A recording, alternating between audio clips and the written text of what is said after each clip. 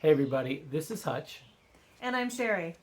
And we are Freedom in a Can. So if you've stumbled upon this video and you're a total beginner to solar, this video is for you. Yeah, we're going to cover the basics of solar, how to size a system that meets your needs, as well as the 4 major components that you need to get started.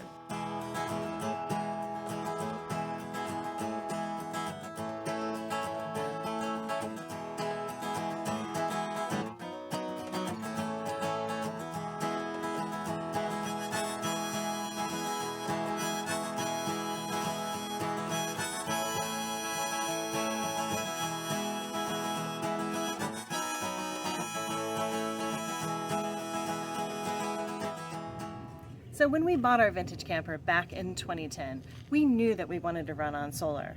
We knew that we needed a panel to collect energy and a battery to store it. But we did not know where to begin.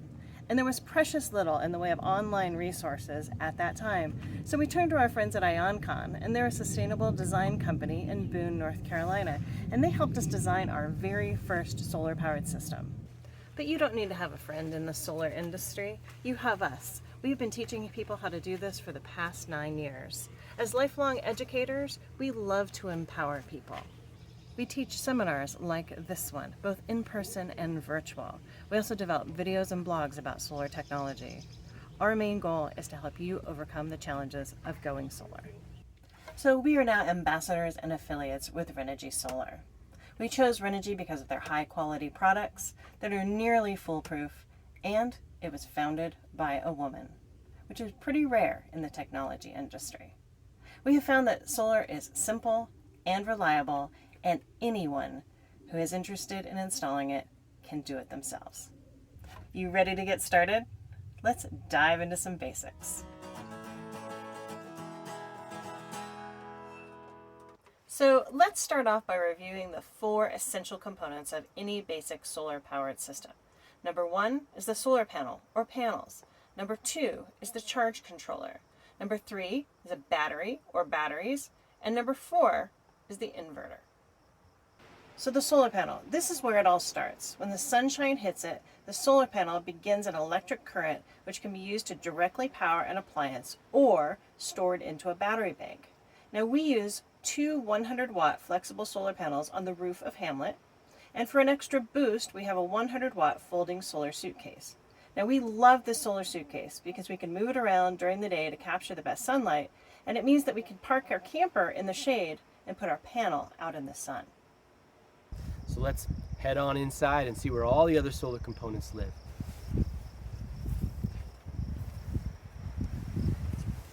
So everything besides the panel lives right here in our solar cabinet, which is underneath this bench seat. The next component is the charge controller, and this is the brains of the system, because the current coming in from the panels is going to go up and down based on atmospheric conditions, passing clouds, and the angle of the sun. Charge controllers regulate the charge coming into the battery so that it's optimally charged and ready to use. So you really can't skip out on this component. We have the Renogy Rover Elite 40 amp MPPT charge controller with the BT2 module so that we can use the mobile DC Home app to monitor our system. Now the battery is where you will store the energy that you collect from your solar panels, and you will need to have a deep cycle battery for your RV. Now we used to have a flooded lead acid deep cycle battery, but we upgraded to a smart lithium iron phosphate 100 amp hour battery, and we absolutely love it. Now solar panels produce and batteries store direct current only. And this is very different from the alternating current at 110 volts that comes out of our standard household outlet. So if you wish to run or charge an appliance that needs alternating current, you need the inverter to transfer 12 volts of DC current into 110 volts of AC current that can run most household appliances. We use a Renogy 700-watt inverter, which powers 2 separate outlets in our rig. We can plug in our laptops, we can charge up AA, AAA batteries, we run the electric blanket, a heating pad, or our immersion blender. So those are the 4 components that are essential to every off-grid electrical solar system. If you're like us, you might want to consider adding some monitoring. We have the BT2 module, which plugs into the charge controller. That gives us the information that's coming from the panels. We also use a battery monitor to give us the most accurate status of the battery. Some extra things you might want to consider. We added a fuse box, which fuses all of our DC appliances. We also added a USB charging station in a convenient location. But all of these things, they really don't add that much to the overall cost.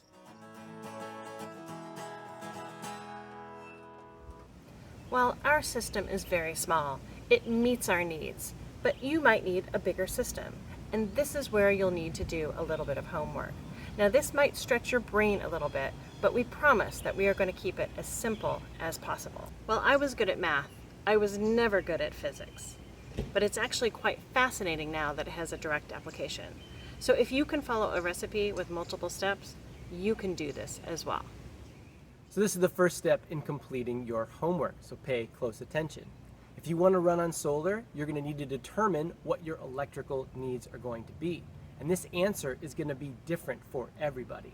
Here are 4 terms that you're going to need to know: volts, amps, watts, and watt hours. These units measure different aspects of electricity and how we use it. We're going to think about these concepts in terms of water running through a shower head. Volts is the pressure, that'd be pounds per square inch, at which the liters of water are being pushed through the shower head. Amps is the flow of water, the volume in liters per minute coming through the shower head. Watts is the product of volts times amps, or, in this analogy, how effective and altogether satisfying that shower head is at getting you clean. Watt hours is simply watts times hours. And in this shower head analogy, it's the length of time you could take a shower at the same pressure and flow.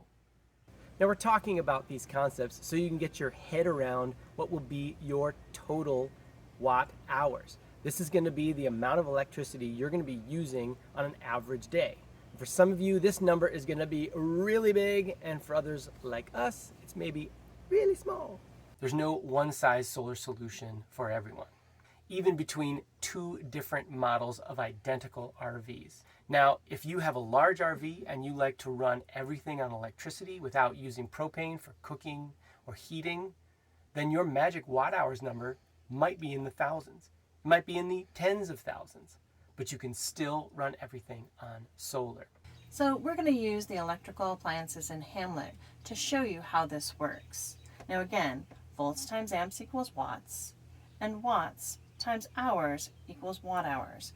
So what you need to do is take each appliance that you have in your RV and find out what the watts are. Then multiply that by the number of hours that you use it per day, and that will give you watt hours. So here's an example. We have 2 different strips of LED lights. The product said they were 8 watts a piece. We've got 2, and then we multiply it by about 4.5 hours a day. That gives us 72 watt hours. Our fantastic fan. We knew it was a 12-volt fan, but we had to look up the amps in order to know the wattage. 12-volt fan, 1.9 amps gives us 22.8 watts. Now, on a warm summer night, we might run that for 8 hours a night. If you multiply those watts by 8 hours, it's going to give you 183 watt hours for using that appliance. Now, let's move on to something that we don't use for hours at a time, but rather minutes at a time, to show you how that works. So we have an immersion blender. We love to make gourmet food, and this immersion blender really helps us do that. It's a 150 watt appliance, but we really only use it for about 3 minutes at a time. So that's 0.05 hours, and that gives you 7.5 watt hours. So even though it's a higher wattage appliance, we're actually not using very many watt hours. So you're going to do this for all of the appliances that you use in your RV, your TV, your microwave, your refrigerator, your computer, and you're going to add up these total watt hours. Now, we have more appliances than this, but for these 3, the 262.5 is the total watt hours. And this is the magic number that you will use to plug into a solar calculator to figure out the equipment that you will need.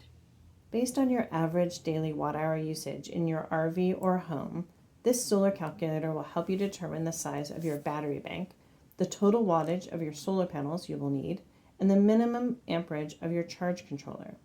You will have some choices to make along the way. So let's get started.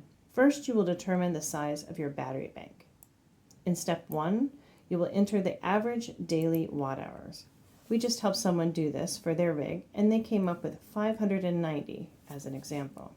For step 2, you will need to determine how many days you will need to run on your battery alone without sun.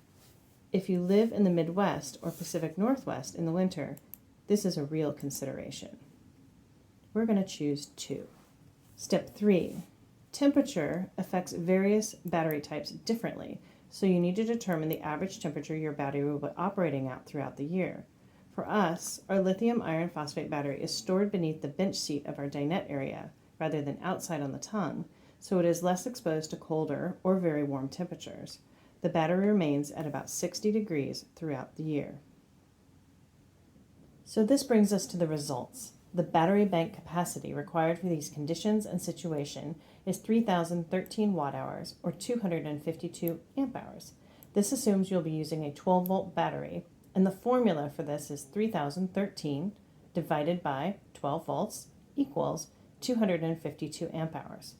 Most people use 12 volts for a smaller system, but if you're seeking to run large energy hog appliances like ovens, heaters, or air conditioners, you will want a 24 or 48 volt system. Now this calculator assumes that you'll be using lead acid batteries, which include flooded, gel, AGM, and have a depth of discharge of 50%, meaning that you can only effectively use half of the overall rated capacity of that battery. If you're considering lithium iron phosphate batteries, you will have a more efficient battery bank with a depth of discharge of 80%. So you can greatly reduce your battery bank size with lithium. Multiply the battery bank capacity watt hours by 0.52 to find out what you will need for lithium. For instance, if your number is 3,013 for lead acid, you will only need a battery bank equivalent to 1,567 watt hours for lithium. And this is equivalent to 280 to 100 amp hour lithium iron phosphate batteries. Now it's time to size your solar panels and charge controller. Step 1.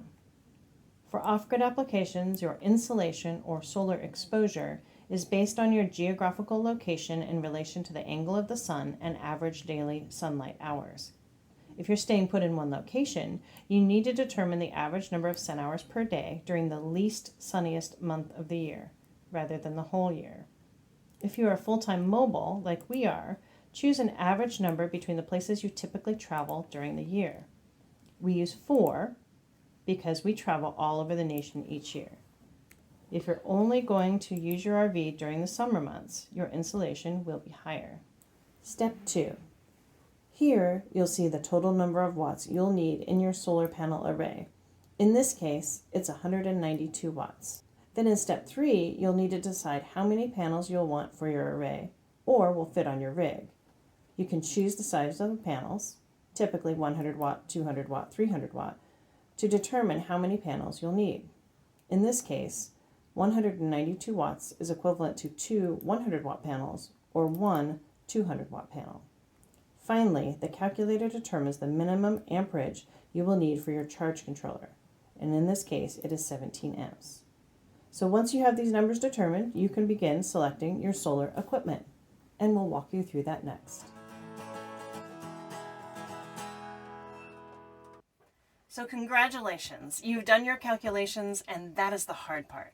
The next part of this is fun because you know how many panels you need and the size of your battery bank. So now it's time to make some choices about your equipment.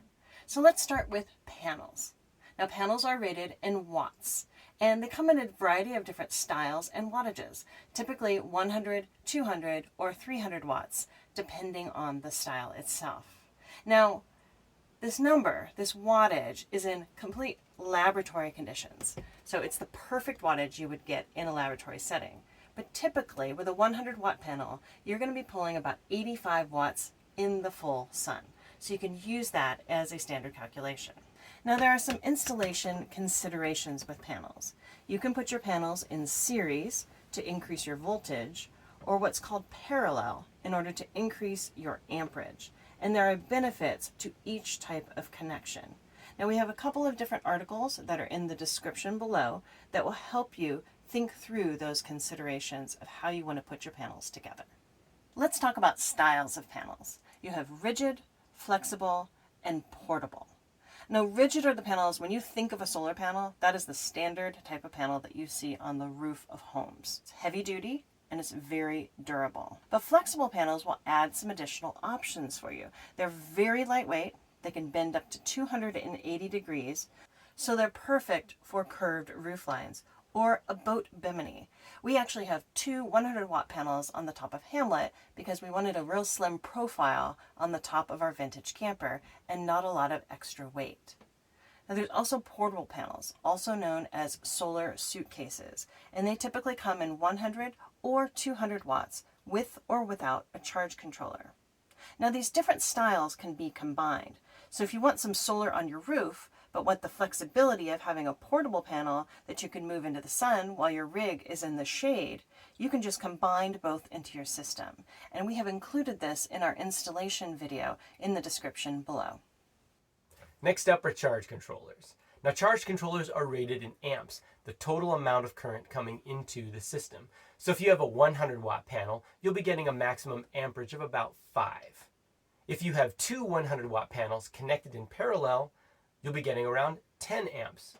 Bottom line, you need to make sure that your controller is rated to handle the amperage, not the volts and not the watts that are coming into the system. Now charge controllers come in two types of technology. PWM, which stands for pulse width modulation, and MPPT, which is maximum power point tracking. Did that clear it up for you? Yeah, I didn't think so. You see, these were designed and named by engineers, not necessarily describing what it is that they do.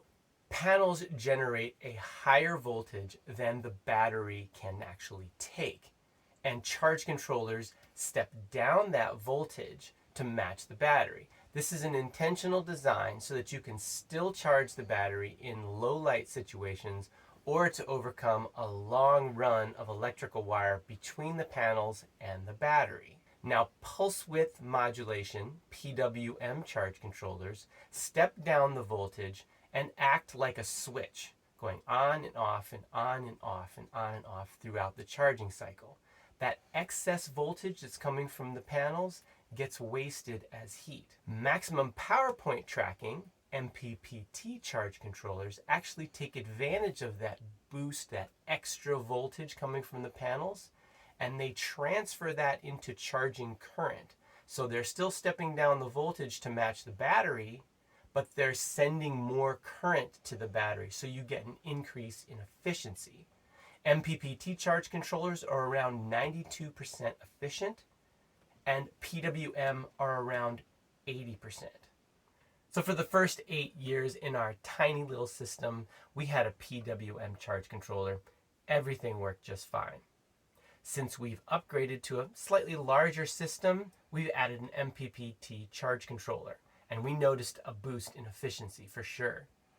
So the larger the system you have, the larger benefit you'll receive by going with MPPT.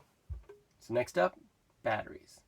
There are a number of different types of deep cycle batteries: lead acid, gel, AGM, and lithium iron phosphate. All of these can be used to run your van, camper, or RV. Now, batteries are always rated in amp hours, and this is the amount of amps that can be delivered in 1 hour. So if you have a 100 amp hour battery, that means it can deliver 100 amps in 1 hour, or 10 amps over the course of 10 hours. Now, don't confuse deep cycle batteries with car batteries. Car batteries are designed to deliver a lot of amps all at once and then to be immediately recharged. Deep cycle batteries are designed to slowly charge and discharge, charge and discharge, charge and discharge over the lifespan of the battery. Now, we've discovered many resources that compare different battery types online, but not all in one convenient location. So, of course, we wrote an article, and you can find the link to that article in the description below. as well as this one-of-a-kind comparison chart, which looks at all 4 deep cycle batteries, and they're all there in one place. But I'll skip to the chase. If you can afford the initial upfront cost of lithium iron phosphate batteries, you will save a ton of money over the lifetime of your system. Lithium iron phosphate batteries last up to 10 years, which is 3 to 4 times longer than conventional lead acid. They're lighter in weight, and the list goes on and on. The final component is the inverter. Now, inverters are rated in watts, like solar panels. So what you're going to need to do is figure out what you want to run on alternating current. So that's everything that uses a standard household plug. So if you're going to run your TV, your blender, your sound system, and possibly your vacuum cleaner all at one time, you need to figure out what that total wattage is. For instance, if that adds up to 1700 watts, you'll want an inverter rated at about 2000 watts. So a couple hundred watts is a cushion between your maximum wattage and the inverter's capacity. Even though you'll rarely push it to that extreme, it's better and safer to have too much inverter than too little.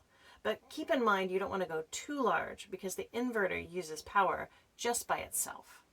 The best inverters on the market are pure sine wave inverters. They most closely reproduce the type of current that you get when you're on grid. There are also inverter chargers, known as through inverters, which allow you to use AC power to charge your deep cycle batteries when you are plugged into shore power.